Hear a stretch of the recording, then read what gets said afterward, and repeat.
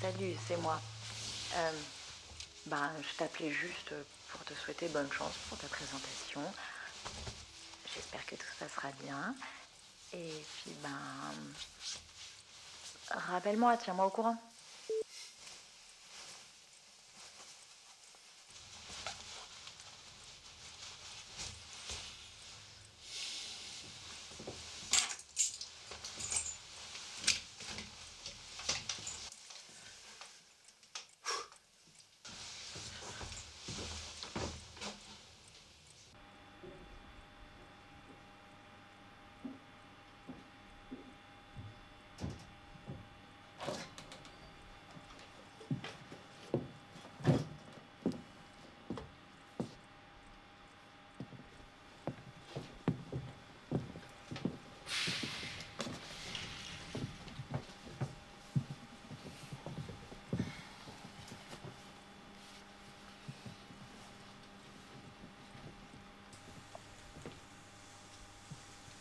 Monsieur?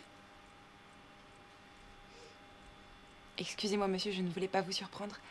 Vous permettez? Je vous en prie.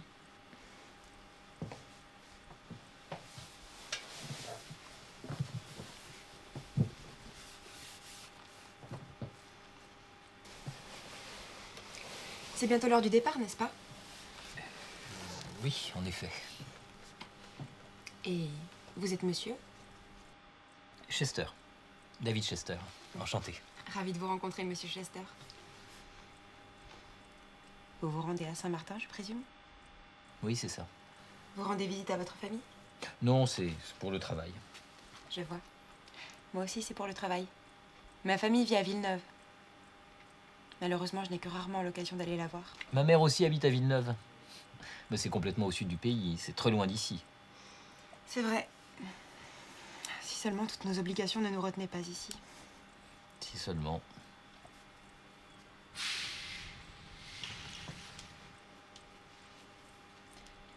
Je peux vous poser une question, monsieur Chester? C'est ce que vous venez de faire, mais vous pouvez recommencer. Quel souvenir avez-vous de votre enfance là-bas, à Villeneuve? Oh, pardon, je ne voulais pas être indiscrète. J'espère seulement qu'on puisse profiter du temps ici à attendre pour faire connaissance. J'ai eu une enfance assez tranquille. J'habitais dans un appartement avec mes parents et ma sœur. Il était vraiment petit et très sale. J'avais bricolé tout un tas de trucs pour nous faciliter la vie. Notamment un minuscule robot en cuivre qui était censé préparer les repas. Il fonctionnait? Non, pas du tout. C'était amusant. Je l'utilisais pour tenir mes livres quand je lisais le soir. Ce devait être une enfance heureuse. Où est-ce que vous avez étudié? À l'université, à Sainte-Colombe. J'y ai passé 4 ans et j'ai travaillé tout de suite après. Je devais pas être fait pour les études. Vous vous souvenez de vos premières vacances? À la plage de Villeneuve, oui. J'avais 8 ans. Il faisait très chaud. On avait mangé des fruits toute la journée. Je m'étais sévèrement disputé avec mon père. Mais bon, une fois rentré à la maison, nous nous étions excusés. Comme c'est touchant. Votre premier boulot? J'avais 18 ans. Je travaillais dans le garage de mon oncle le week-end en réparant quelques vieilles voitures. Votre première petite amie? Lise, à l'université. Le nom de votre chien? Pax. À quand remonte votre dernier repas? Je vous demande pardon? À quand remonte votre dernier repas, monsieur Chester? Je sais pas. J'ai beaucoup travaillé dernièrement. J'ai pas dû prendre le temps de m'arrêter pour profiter d'un vrai repas. Je vois. Quand avez-vous dormi pour la dernière fois? Je crois que vous m'avez posé suffisamment de questions. Répondez, monsieur Chester. Vous souvenez-vous de la dernière fois où vous vous êtes couché? Je me souviens pas. J'ai passé des nuits entières à travailler. Sans vous arrêter? Oui, sans m'arrêter. Vous avez vraiment travaillé dur. Écoutez, je sais pas ce que vous voulez, mais vous n'obtiendrez rien de moi. Mais je ne veux rien, monsieur Chester, seulement un homme qui se souvient de ses premières vacances, mais qui est incapable de se souvenir de la date de son dernier repas, C'est curieux. Non, c'est pas curieux du tout, non. Ces souvenirs ont une valeur pour moi, alors que je me fiche complètement de savoir de quoi était composée ma dernière assiette. Mais ce n'est pas ce que j'ai demandé. Quand avez-vous mangé pour la dernière fois? Ce matin, hier soir, le soir d'avant? Mon atelier n'a pas de fenêtre. Je n'ai pas la notion du temps. Mais vous avez une jolie montre. Dites-moi la vérité, monsieur Chester. Vous n'avez plus toute votre tête. Vous dites n'importe quoi. Comment pourrais-je être honnête avec vous si j'avais perdu la raison? Et vous alors, tiens, de quand date-t-il votre dernier repas? Mais il ne s'agit pas de moi, monsieur Chester. Si vous le vouliez, vous pourriez l'entendre. Quoi donc? L'horloge, dans votre tête. Je vais m'en aller maintenant. J'en ai assez entendu. C'est un complot. Rasseyez-vous, monsieur Chester, vous êtes ridicule. Pourquoi il n'y a personne? De quoi parlez-vous? Cette voiture est vide. Elle devrait être pleine. Vous ne voyez pas? Arrêtez ça. Vous vous moquez de moi. Cette voiture est vide. Elle est vide. Vous devriez vous détendre, monsieur Chester. Ce travail d'ingénieur a dû vous demander beaucoup d'efforts, vous devez être fatigué. Je vous ai jamais dit que j'étais ingénieur. Vous me l'avez dit tout à l'heure, vous ne vous en souvenez pas? Vous mentez. Je vous l'ai jamais dit.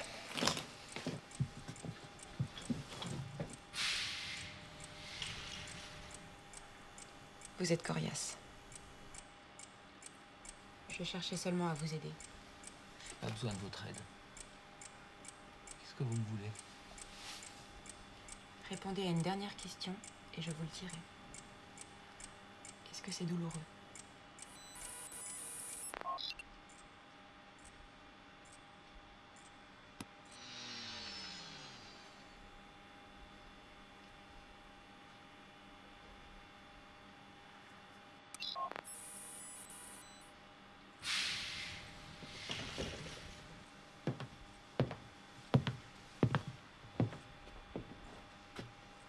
Vous ne cessez de m'étonner, mademoiselle. Nous travaillons ensemble depuis peu, mais vous êtes déjà pleine de fougue. Seulement, pourquoi avez-vous fait ça? Je voulais seulement vérifier Vérifier quoi? si c'était vrai. Si il n'en avait vraiment pas conscience. Vous vouliez qu'il arrive à cette conclusion lui-même, c'est ça? Peut-être bien, ouais. Vous êtes bien naïve, ma chère. Vous savez bien que c'est impossible. Non, je n'arriverai jamais à m'y faire. Cette technologie, ça me dépasse. Comme nous tous, mademoiselle. Comme nous tous.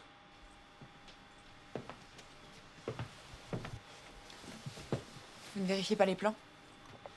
Pas besoin, il ne fait jamais d'erreur.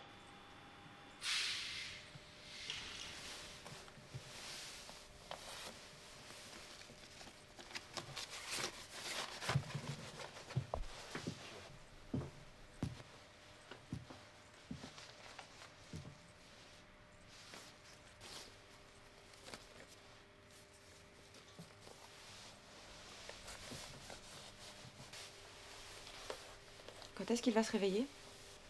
Dans 2 heures, quand le train sera revenu. Ils sont drôlement coopératifs pour nous laisser un wagon comme ça. À chaque fois. On va pouvoir y aller. Faites-moi confiance, mademoiselle. Vous n'avez pas à avoir pitié de lui, il ne souffre pas. Même si votre petite conversation a pu le mettre à mal pendant quelques minutes. Ne culpabilisez pas. Votre curiosité l'a emporté, c'est naturel. Ne vous en faites pas. À l'heure qu'il est, il a déjà tout oublié.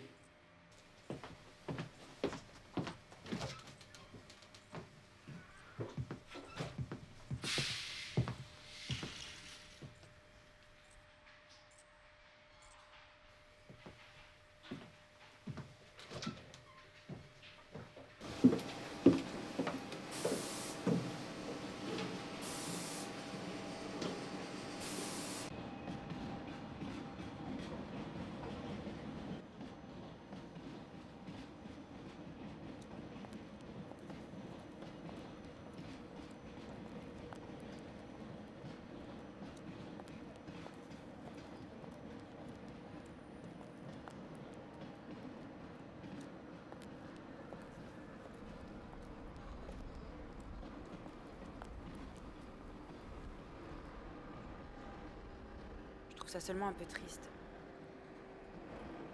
Ça fait 15 ans qu'il croit travailler pour nous. C'est incroyable qu'il ait absolument pas conscience de ce qu'il est. Oui. C'est vraiment étonnant.